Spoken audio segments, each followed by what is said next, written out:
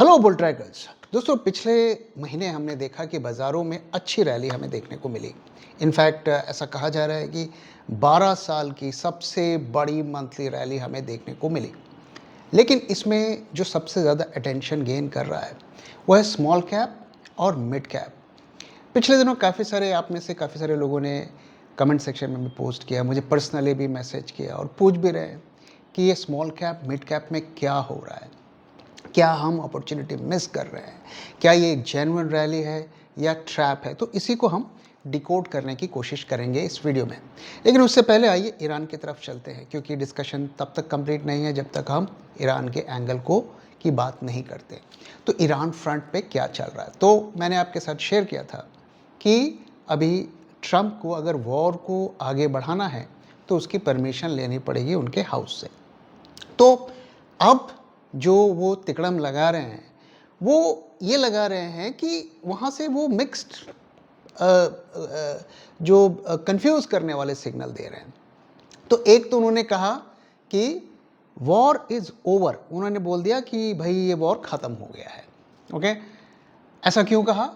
क्योंकि कोई भी जो वॉर आप शुरू करते हैं 60 दिन तक आप लड़ सकते हैं, उसके बाद आपको परमिशन लेनी पड़ेगी।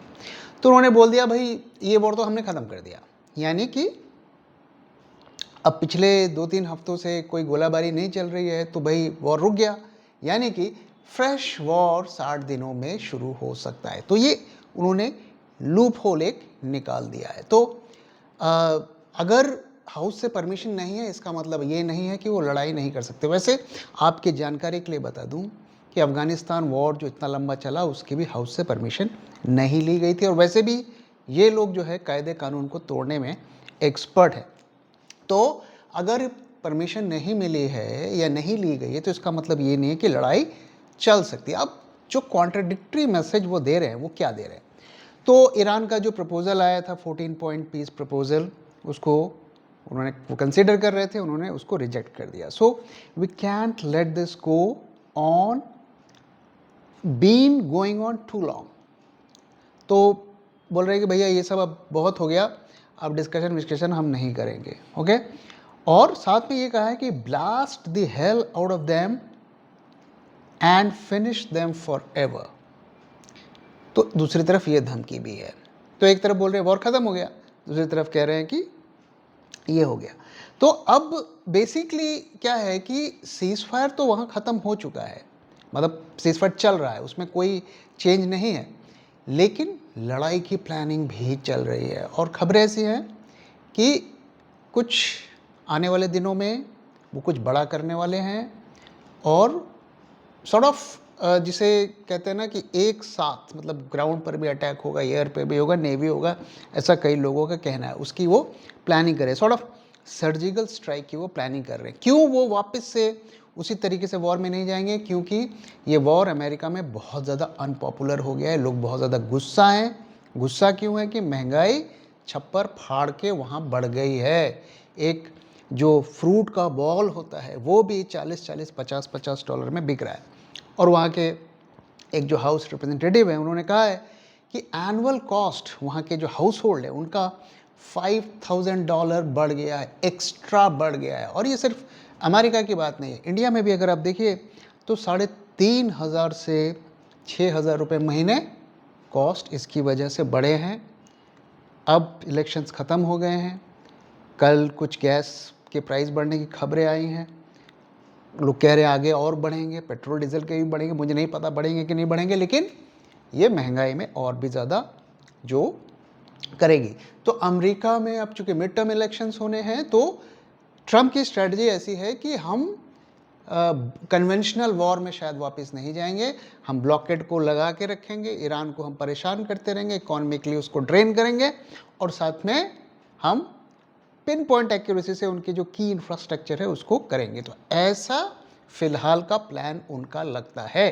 तो ना तो सीजफायर वायलेट हो रहा है, ना ही ऐसा अभी तक ऐसा लगता है हम बड़ी लड़ाई की तरफ जा रहे हैं। और साथ में जो सबसे खतरनाक बात है हमारे मार्केट्स के लिए और सभी मार्केट्स के लिए वो ये है कि ईरान ने बोला कि आपको क्रूड चाहिए तो आप हमारे यहाँ से टोल दीजिए और क्रूड ले जाइए।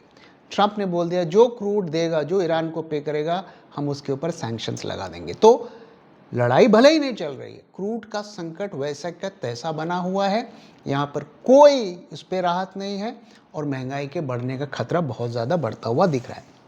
अब आइए मुद्दे की तरफ चलते हैं कि स्मॉल कैप मिड कैप में क्या हो रहा है।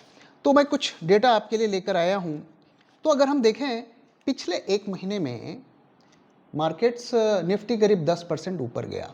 Okay, small cap mid cap index को अगर आप देखेंगे तो उससे थोड़े ज़्यादा गए, बहुत ज़्यादा भी नहीं गए, बहुत ज़्यादा गए। स्मॉल कैप 250 13% अप है और मिड कैप 150 10% अप है। लेकिन हेडलाइन ये नहीं है, हेडलाइन ये है कि कई मिड कैप स्टॉक्स 30-40% अप हुए पिछले महीने में, 30 दिनों में। उसके बारे में हम थोड़ी देर में बात करेंगे।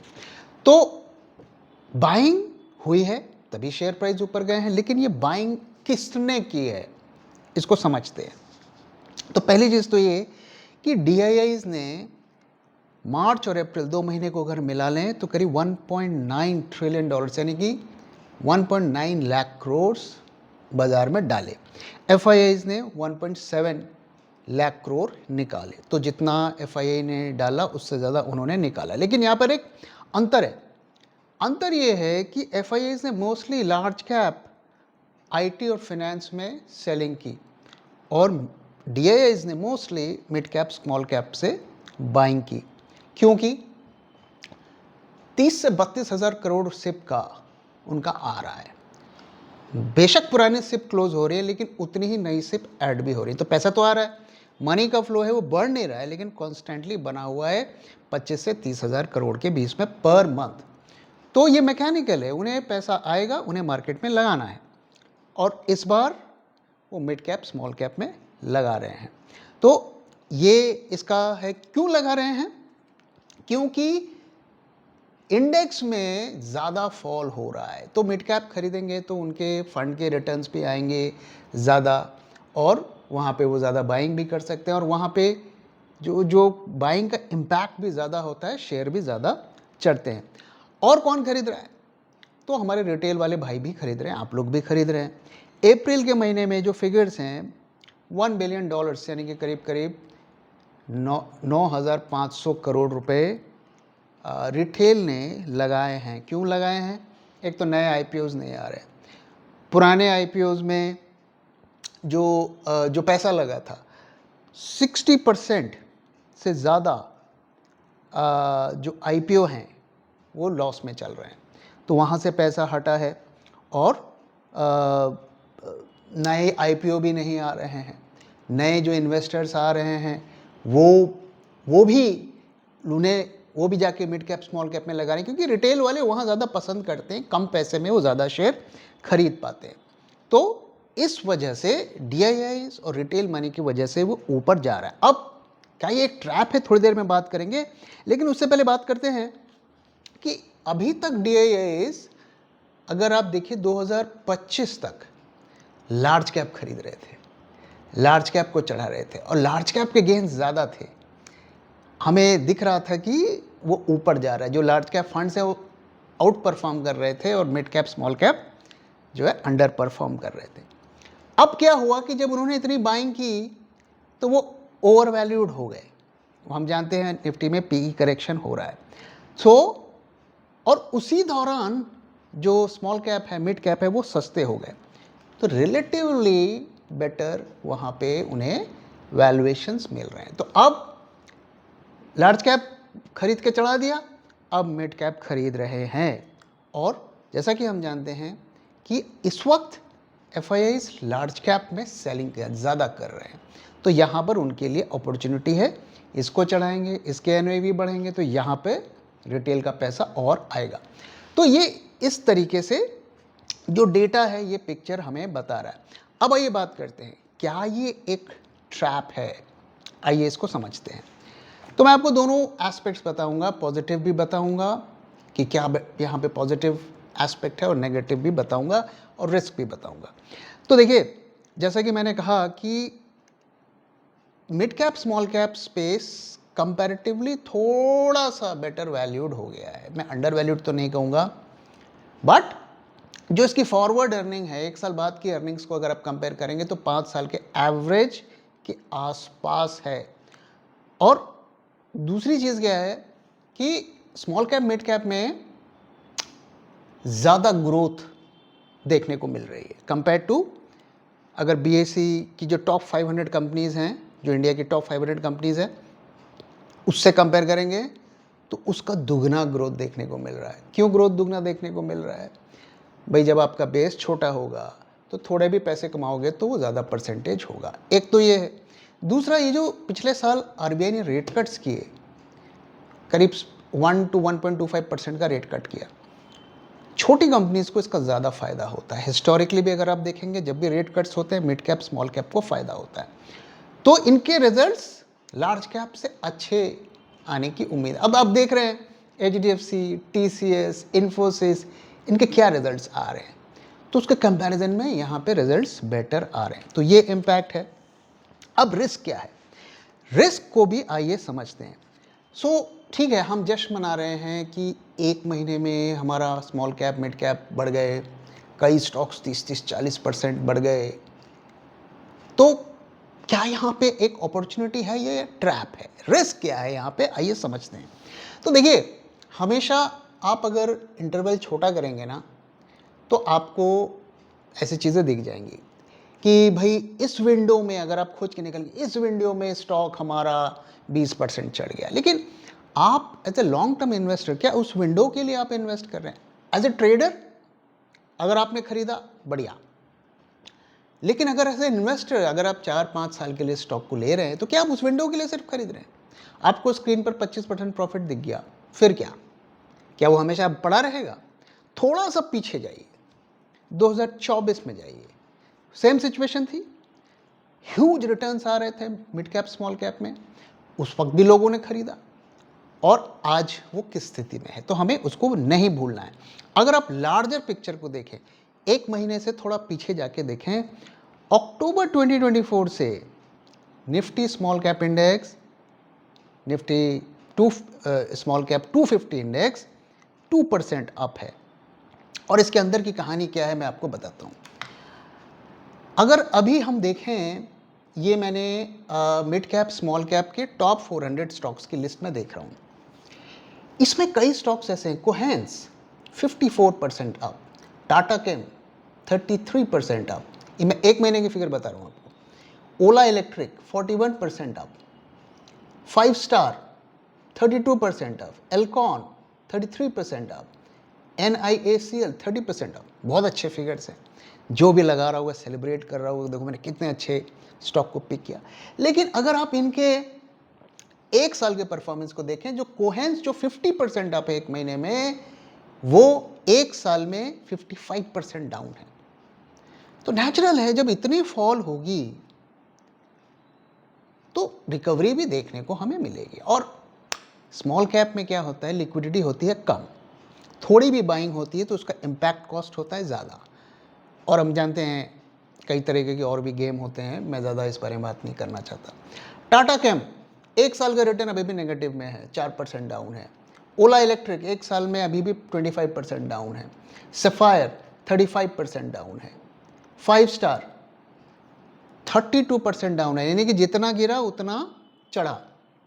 ओके, सो अगर हम डेटा देखें तो टॉप 400 मिड कैप में से जो 171 स्टॉक्स अभी भी नेगेटिव रिटर्न दे रहे हैं 1 साल में, 400 में से 400 मिड कैप और स्मॉल कैप के टॉप स्टॉक्स में से 171 आर गिविंग नेगेटिव रिटर्न, उन्होंने गेन नहीं दिया है। और आधे 5% से कम के रिटर्न दिए हैं, अंडर परफॉर्म कर रहे हैं। सो इंडेक्स एक तो अभी भी पूरे लॉस को रिकवर नहीं किया, उसके सिलेक्ट स्टॉक्स ने अच्छे रिटर्न्स दिए, ये मैं मानता हूँ। अगर आप ट्रेडर हैं, स्विंग ट्रेडर हैं, इस स्विंग का इस्तेमाल करे होंगे, आपको अच्छा प्रॉफिट भी आया होगा। लेकिन जिन्होंने 1 साल पहले इन्वेस्ट किया था, मोस्ट लाइकली वो लॉस में होंगे। और अब अगर आपने करंट प्राइस पे लिया है, आप अगले 1 साल में आपका क्या होगा, इसके बारे में थोड़ी देर में हम बात करेंगे। अब रिस्क क्या है इसको भी समझते हैं। क्या इस वक्त हमें खरीदना चाहिए, इसको भी समझते हैं। देखिए, अगर हम देखें कि हमेशा स्मॉल कैप मिड कैप का प्रीमियम निफ्टी से ज़्यादा होता है। क्यों? क्योंकि वहाँ पे ग्रोथ ज़्यादा होता है। सो अब करेंटली अगर मैं देखूं 40% प्रीमियम पे चला गया है कंपेयर टू लार्ज कैप्स, जो कि नॉर्मली 20% होता था। Okay, so premium has doubled. अब इसका रिस्क क्या है? अब अगर तो इनके रिजल्ट्स अच्छे आए तो ये प्राइस को सस्टेन कर लेंगे, छोटा मोटा गिरावट होगा बट मोर और लेस सस्टेन कर लेंगे। लेकिन अगर अर्निंग्स ने डिसअपॉइंट किया ना, फिर मार्केट इसको ब्रूटली पनिश करेगा, ये हमें नहीं भूलना है। दूसरी चीज़ देखिए, रिस्क क्या है, इसको भी हम समझते हैं। एमटीएफ हमेशा मार्केट के टॉप का इंडिकेटर होता है। जितना ज़्यादा एमटीएफ में पैसा जाता है उतना हम ये मानेंगे कि मार्केट टॉप की तरफ है। तो अभी सिचुएशन क्या है? मार्च 2025 में 68,000 की एमटीएफ की बुक थी। मार्च 26, एक साल बाद, पिछले महीने, ये 1.05 लाख करोड़, 1 लाख करोड़ से ज़्यादा की हो गई। पिछले 6 महीने से 1 लाख करोड़ से ऊपर एमटीएफ की बुक चल रही है। सो स्मॉल कैप में रिटेल का पैसा जा रहा है, फंड हाउस का पैसा जा रहा है, और हम जानते हैं यहाँ पर वॉल्यूम कम होता है तो इम्पैक्ट कॉस्ट ज़्यादा होता है। जब लिक्विडिटी ज़्यादा होती है, आप बड़े क्वांटिटी में खरीदते हैं तो प्राइस थोड़ा बढ़ता है। अगर लिक्विडिटी कम होती है, आप उतने ही प्राइस में खरीदेंगे तो इम्पैक्ट कॉस्ट ज़्यादा होता है, यानी कि उसके प्राइसेस ज़्यादा ऊपर भागते हैं। और सिमिलरली जब ये गिरता है तो इसी तरीके से गिरता है। तो हमें रिस्क को समझना है। आज म्यूचुअल फंड वाले खरीद रहे हैं, रिटेल वाले खरीद रहे हैं, आपसे कौन खरीदेगा, इसको हमें सोचना है। ओके, तो ये रिस्क है, इसको हमें इग्नोर नहीं करना है। तो अगर मैं इसको समराइज करूं तो क्या है, क्या ये मिड कैप स्मॉल कैप की रैली सस्टेन करेगी, क्या ट्रैप है, इसको समराइज करते हैं। तो सबसे बड़ी बात यह है कि डीआईआईज मेजरली इसको भगा रहे हैं। क्यों भगा रहे हैं? सिप का पैसा आ रहा है। ओके, रिटेल टॉप पे लेवरेज्ड बाइंग कर रहा है, एमटीएफ को यूज करके कर रहा है। क्यों? क्योंकि देखिए, रिटेल को दिखता है शेयर प्राइस ऊपर चला गया, वो रोज देखता है, उसे लगता है यार मेरे से मिस हो गई रैली यार, चलो बहुत बढ़ गया है, मैं थोड़ा सा खरीद लेता हूँ। जब वो खरीदता है उसको पोर्टफोलियो में प्रॉफिट दिखने लगता है, फिर उसे रिग्रेट होने लगता है, यार मैंने कम क्यों खरीदा यार, मुझे ज़्यादा खरीदना चाहिए था। और कई दफ़े वो फोमो में आकर उस वक्त ज़्यादा पैसा लगा लेते हैं, कुछ टाइम तक उसको एंजॉय करते हैं, और उसके बाद जब उसका ब्रूटल करेक्शन होता है तब वो फंस जाते हैं। और ऐसे फंसे हुए लोग 2023-24 के बहुत हैं बाज़ार में। जो नए लोग हैं उन्होंने इस फिनोमेना को एक्सपीरियंस नहीं किया होगा, और हम सब मार्केट में सीखते हैं अपनी गलतियों से। सो आप जो भी कर रहे हैं सोच समझ के करिए, और मैं यही कहूँगा कि थोड़ा सोच समझ के मिनिमम रिस्क पे काम करिए, क्योंकि मार्केट जब लेसन देता है ना, वो लेसन बहुत महंगे होते हैं और कई लोग उससे उबर नहीं पाते हैं। अब ये जो रैली है, क्या ये सस्टेन करेगी? क्या फैक्टर्स हैं जो कंट्रीब्यूट करेंगे या डिसाइड करेंगे कि ये रैली सस्टेन करेगी? तो पहली कि अर्निंग्स में ग्रोथ नहीं आएगी तो मार्केट इनको पनिश करेगा। अभी आप तो ठीक है, चलो बढ़ रहे हैं, फंड हाउस का पैसा आ रहा है, रिटेल का पैसा आ रहा है, वो तो किसी होप में कर रहे हैं ना। अल्टीमेटली तो स्टॉक वही लॉन्ग टर्म में सस्टेन करते हैं, स्टॉक की रैली, जिनके फंडामेंटल्स अच्छे होते हैं। ओके, और डीआईआई, क्या उनका फ्लो आता रहेगा? डीआईआई फ्लो अगर आप देखें तो भाई पैसे आ रहे हैं, मार्केट में लगा रहे हैं, शेयर प्राइस ऊपर जा रहा है, फिर पैसे आ रहे हैं, फिर लगा रहे हैं, ऊपर जा रहा है। और एफआई सेलिंग अगर नहीं बढ़ती है तो भी मार्केट कम से कम करंट लेवल पर सस्टेन कर जाते हैं। लेकिन अगर वो फ्लो ही नहीं आएगा, अगर रॉकेट को ऊपर जाने के लिए कॉन्स्टेंटली उसको फ्यूल बर्न करना है और वो फ्यूल ही नहीं आएगा, अगर रिटेल का पैसा नहीं आएगा तो क्या होगा? अब ग्राउंड पर क्या सिचुएशन है आप देख रहे हैं, महंगाई किस तरीके से बढ़ रही देख रहे हैं, हमारे पास कितनी एक्स्ट्रा इनकम होगी, कितनी हमारी जॉब सिक्योर होगी, वो आप देख रहे हैं। छोटी छोटी चीज़ें अब महंगी होती जा रही हैं। मैं तो चाय वगैरह नहीं पीता, मुझे नहीं पता अभी मार्केट में क्या रेट है, आप में से कोई जानते हैं तो बताइए कि ये जो इम्पैक्ट हुआ है इसका, जो रोज़मर्रा की चीज़ें हम खरीदते हैं, स्ट्रीट फूड खाते हैं, उस पर कितना इम्पैक्ट पड़ रहा है, ज़रूर शेयर करिए। तो ये DII फ्लो तो उसी पे डिपेंड करता है कि हमारे जेब में कितने पैसे हैं। अगर हम सारा पैसा कंज्यूम कर ले रहे हैं तो मार्केट में हम कैसे लगाएंगे, तो काफ़ी चीज़ें डिपेंड करती हैं। तो आने वाले दिनों में 2 चीज़ों पे नज़र बनाए रखिए, कैसे रिजल्ट्स आ रहे हैं मिड कैप स्मॉल कैप के, और DIIs का क्या इनफ्लो आ रहा है। ओके, अब आइए सबसे क्रूशियल मुद्दे पे बात करते हैं, क्या हम अभी से खरीदें या नहीं खरीदें। देखिए, अगर आप लॉन्ग टर्म इन्वेस्टर हैं, 3, 4, 5 साल के लिए इन्वेस्ट करना चाहते हैं, सो आपको मार्केट को नहीं देखना है, स्टॉक ऊपर जा रहा है या नीचे जा रहा है ये नहीं देखना है। चढ़ते हुए मार्केट में भी हमने खरीदा, पैसे बने, गिरते मार्केट में भी खरीदा, उसमें भी बन जाते हैं। सब सिचुएशन में बन सकते हैं अगर आपका होराइजन थोड़ा लंबा हो और आप हिसाब से काम करें, फोमो में आके ना करें। तो क्या क्या चीज़ें हमें चेक करनी है। ओके, पहली चीज़ तो मिड कैप में लगा रहे हैं, सबसे इम्पॉर्टेंट क्राइटेरियाज मैं आपको बता रहा हूँ, ये मतलब इसमें से आपके कम से कम 90% क्राइटेरिया मीट करने चाहिए। तो पहली चीज़, प्रॉफिटेबल कंपनी में लगाना है। नॉन प्रॉफिटेबल कंपनी के शेयर कितने भी भाग जाएं, नहीं लगाना है। ओके, इस चीज़ को, रूल को हमेशा याद रखिए। दूसरा, US मार्केट पर डिपेंडेंसी अगर है, कितनी है, इसको स्टडी करिए कि अगर US ने टैरिफ लगा लिया, US ने एक्सपोर्ट्स पे बैन लगा लिया, तो उस कंपनी का क्या होगा। इसको डीपली स्टडी करिए, एनालाइज करिए। अगर नहीं समझ में आ रहा है तो US मार्केट में डिपेंडेंसी है, बेटर टू अवॉइड। इसके बाद तीसरी चीज़ है, स्ट्रॉन्ग बैलेंस शीट होनी चाहिए। क्यों होनी चाहिए? आपने देखा बिग बाज़ार में क्या हुआ, बैलेंस शीट वीक थी, ग्रोइंग स्टॉक था, कोविड आया, कंपनी आउट ऑफ बिजनेस। आप चाहते हैं आपके स्टॉक के साथ ऐसा हो, तो इसलिए स्ट्रॉन्ग बैलेंस शीट, मतलब स्ट्रॉन्ग बैलेंस शीट का मतलब है कि अगर रिसेशन आ गया तो अगले 2-3 साल तक भी कंपनी सर्वाइव कर जाएगी। और दूसरी चीज़, सबसे इम्पॉर्टेंट चीज़ है, वैल्यूएशंस पर स्टिक करिए। महंगा सामान जब आप खरीदते हैं ना, तो शॉर्ट टर्म में तो मज़ा आता है, बाद में वो सजा बन जाता है। सो ऐसी सिचुएशन में हमें नहीं फंसना है कि 50 रुपये प्रॉफिट तो स्क्रीन में हमने देखा और उसके बाद 100 रुपये का लॉस हम स्क्रीन पे देख रहे हैं और वो फिर रिकवर ही नहीं हो रहा है। तो अगर इन फैक्टर्स को आप फॉलो करेंगे तो होपफुली ऐसे सिचुएशन में नहीं बनेंगे। तो दोस्तों, इसी के साथ इस वीडियो को मैं यहाँ पे ख़त्म कर रहा हूँ। वीडियो कैसा लगा ज़रूर बताइएगा, अपना फीडबैक भी शेयर करना मत भूलिएगा। और क्या आप मिड कैप स्मॉल कैप में इन्वेस्ट कर रहे हैं, किन स्टॉक्स में इन्वेस्ट कर रहे हैं, ज़रूर अपना फीडबैक शेयर करिएगा। Thank you very much for watching. Thank you for your time.